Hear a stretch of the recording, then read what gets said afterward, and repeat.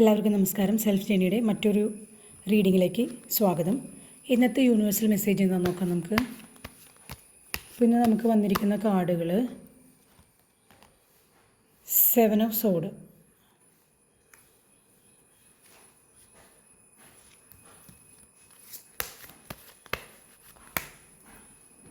Then knight of സോഡ്,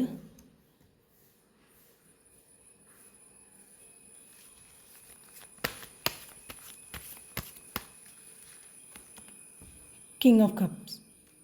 ഇന്ന് കൂടുതൽ സോഡിൻ്റെ എനർജിയാണ് വന്നിരിക്കുന്നത്. സോഡ് എയർ സൈനാണ്. കുറേ മെൻ്റൽ ക്ലാരിറ്റി ഒക്കെ വരേണ്ട ആരുടെയൊക്കെ റീഡിംഗ് ആണ്. അപ്പോൾ ഇന്ന് നമ്മളോട് യൂണിവേഴ്സ് പറയുന്നത് എന്താണെന്ന് നോക്കാം. ഇന്ന് ആരൊക്കെയോ ഒരു ചതി അല്ലെങ്കിൽ ഒരു വിശ്വാസവഞ്ചന ആരിൽ നിന്നൊക്കെ നേരിട്ട കുറേ വ്യക്തികളോടാണ് യൂണിവേഴ്സ് എന്ന് പറയുന്നത്.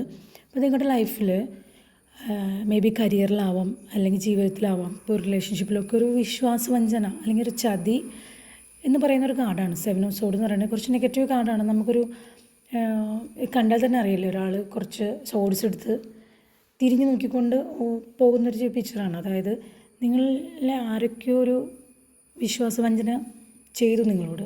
It's okay. നിങ്ങളോട് യൂണിവേഴ്സ് പറയുന്നത് നിങ്ങൾ അതിൽ വിഷമിച്ചിരിക്കാണ്ട് നിങ്ങളോട് നിങ്ങൾക്ക് ആവശ്യമുള്ള കാര്യങ്ങൾ, നൈറ്റ് ഓഫ് സോഡ് എന്ന് പറഞ്ഞ ഒരു ലക്ഷ്യം സെറ്റ് ചെയ്തുകൊണ്ട് മുന്നോട്ട് പോകാനാണ് പറയുന്നത്. നിങ്ങൾക്ക് ആവശ്യമുള്ള കാര്യങ്ങൾ, നിങ്ങളുടെ ഒരു മെൻ്റൽ പിക്ചറിൽ നിങ്ങൾക്ക് എന്താണ് ആവശ്യം എന്ന് മനസ്സിലാക്കിക്കൊണ്ട് നിങ്ങളുടെ ലക്ഷ്യം സെറ്റ് ചെയ്തുകൊണ്ട് മുന്നോട്ട് പോകുക എന്ന് പറയുന്നത്. അതായത് കിങ് ഓഫ് കപ്പിൻ്റെ എനർജി കൂടി വന്നിട്ടുണ്ട്. കിങ് ഓഫ് കപ്പ് പറയുന്നത് ഒരു മെൻ്റൽ ഒരു ഇമോഷണൽ ബാലൻസ് നിങ്ങളുടെ ഉള്ളിൽ കൊണ്ടുവരണം.